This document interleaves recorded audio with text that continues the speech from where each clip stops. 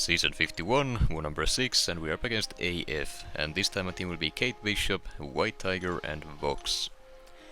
I will be taking Path 5 in Section 1, Path 5 in Section 2 as well, and then I will be taking a Sersi, an Adam Warlock, an Arcade mini-boss, along with a Quicksilver boss, and this time using Vox. And this war, it'll show why I love playing Vox so much. It's just so cool, I love his animations, but more on that once we get to his fights of the war. Starting off, we have an America Chavez here on the Ebb and Flow knockdown, and right back at it nodes, and I'm taking the fight with Kate Bishop. At this point we have seen this matchup many times, and this one's not gonna be any different. I used an advanced power boost to start the fight with a bar of power, so I can get my first cold snap on early, and now at this point the plan is to just keep it paused by baiting and punishing special ones over and over again. Already got the second cold snap up as well, the damage is very good, and the fight is already done. It's really a nothing fight, as long as Chavez doesn't start spamming heavy attacks right from the start of the fight, which she can do. Then we have a Photon on the Ebb and Flow knockdown and heavy hitter nodes, and I will be taking this fight with Kate Bishop as well. Using the advanced power boost was more so for this specific fight, since it is more difficult than the previous.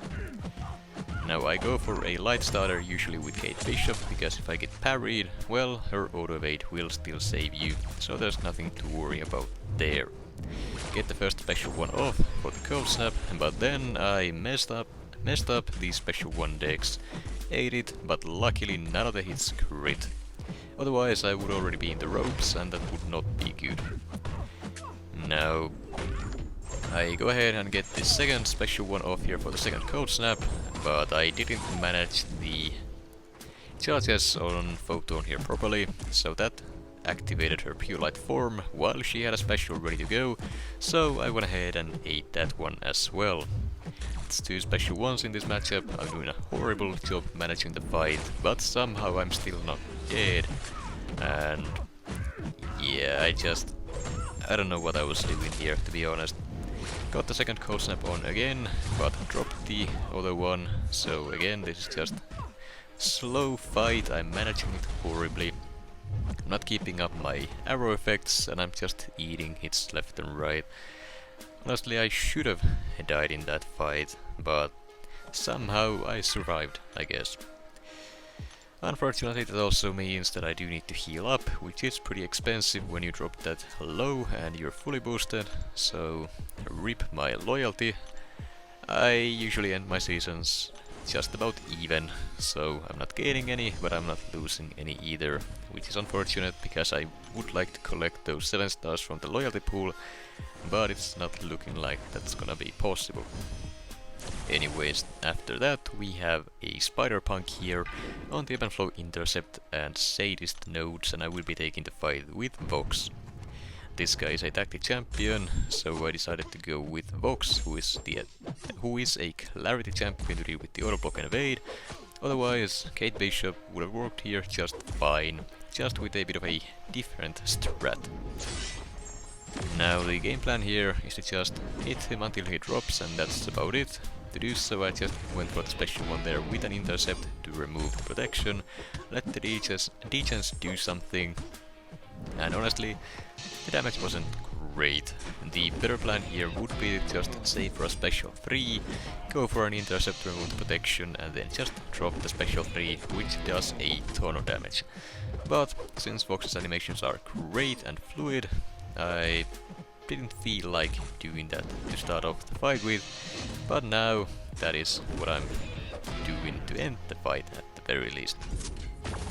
Now, the special 3 does increase damage for every single corrupted intensify you have, and it also converts all the other corrupted buffs you have into intensifies.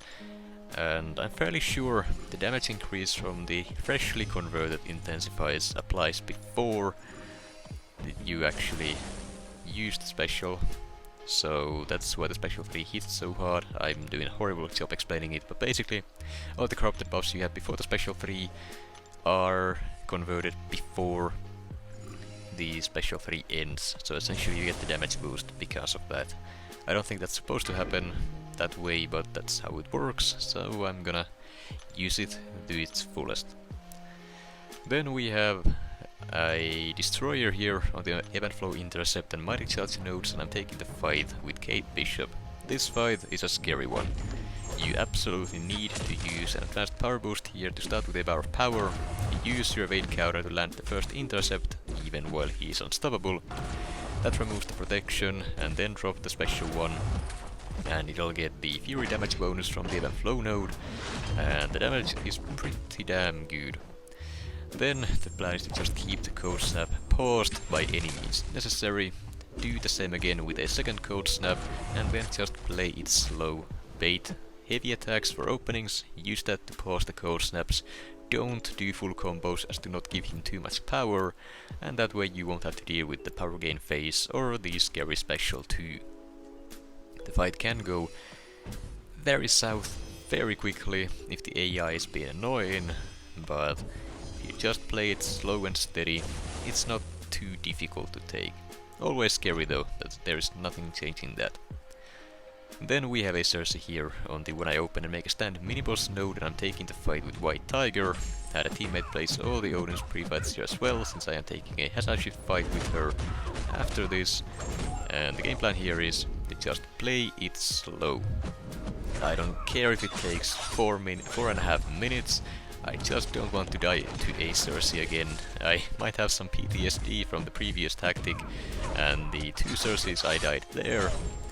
Still embarrassed about that, but nothing I can do about it at this point. So here I'm just abusing Mystic Dispersion, spamming specials, and then dexing her specials instead of eating them this time. That's about all you need to do here, and as you can see, that's all working very well as well. The bleed allows you to steal her willpower healing, so it will keep you topped up sometimes, but due to the glancing it also doesn't really land all that often. If you can manage to land it before the glancing starts, you can also steal the regen from those regen buffs, but the most important part about them is to feed Mystic Dispersion.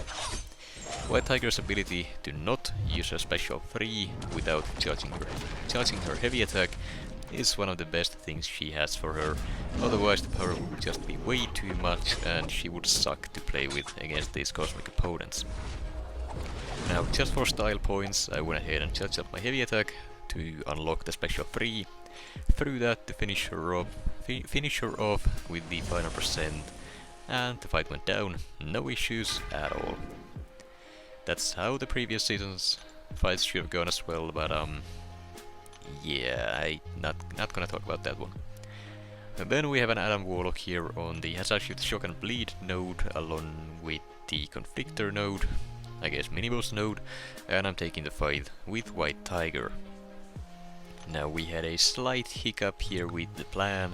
I was supposed to have a White Magneto pre-fight for this one, but the person placing it skipped it by accident, so I'm going in without it.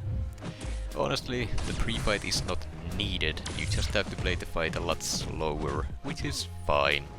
These wars are not won on fight time, usually at least, they are won on deaths. And essentially the game plan here is just avoid hitting him too much during the bleed phase as to not get too many of the bleed debuffs, and just abuse the shock resistance buff from Odin pre-fights for the shock phase. That's about all there is to it. I'm gonna be siphoning some of the power gain that Adam gets himself passively over time, and then while I'm waiting out the bleed phase I will also be healing from willpower due to the armor break debuff here as well. Now the damage on White Tiger is still pretty damn good, even though I can't be spamming specials here. Those furies really do add up, and the precision, well, it allows you to crit a ton. Now the AI is just being stupid here, not using the special until the whole shock phase has ended, so once again I just have to dance around for a bit. I utilize the light whiffs whenever possible to make the AI just stand still for a bit and hold block. It's very useful for playing time if you have to wait around for whatever reason. A special one here, the bleed gets eaten by the conflictor node, which is unfortunate, but it doesn't really mean anything. The conflictor node power gain does also count for White Tiger's power gain, since it works off of any power gain that Fender gains. It can be from Mystic Dispersion, getting hit, getting power gain buffs, anything really. Now, at this point I hit the power gain phase for myself from White Tiger's Sig ability, so I could have just gone for 2 special 2s there to finish the fight off, but I wanted to get a safe opening, so I waited one more special one to punish. Fight goes down, and even though it took some time, it wasn't too bad. I was honestly a little bit surprised by how easy it was. I may have been overestimating the power gain that Adam has passively. And then we have an arcade on the conflictor, and combat issue prowess miniboss. Know that I'm taking the fight with Vox. I have the White Magnetor pre-fight for this fight at the very least, and the plan is to now utilize the special 3 that this guy has.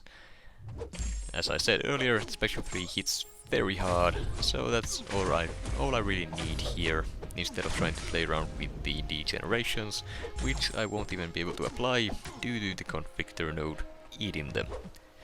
Previously, when taking a conflictor miniboss node fight with Vox, I decided to not use a White Magnetor pre-fight so I could first parry the opponent to consume the conflictor node, put it in cooldown, and then use a special to inflict the degens. And while that works, it's not the safest strat by any means. This special 3 strat, it is safer, and shout out to whoever it was who told me that I was quote-unquote using Vox wrong with my degeneration play. So yeah, I did get yelled at because of that, even though it worked out fine last time, but you know, fair enough. So my first special 3 here, it doesn't quite finish off the fight. Arcade was left at 1%, so I just threw a striker into his block, and that was enough to finish him off. I was hoping the special 3 would be enough because it's so cool, and the finish would have been fine with that, but you know how it is. They always leave at 1% because, well, I don't know why, it just happens. Then we have the final fight of this war, a Quicksilver boss once again, this time not with Black Cat, but with Vox, and the game plan here is not to use the special 3, because I love how satisfying Vox's degens are.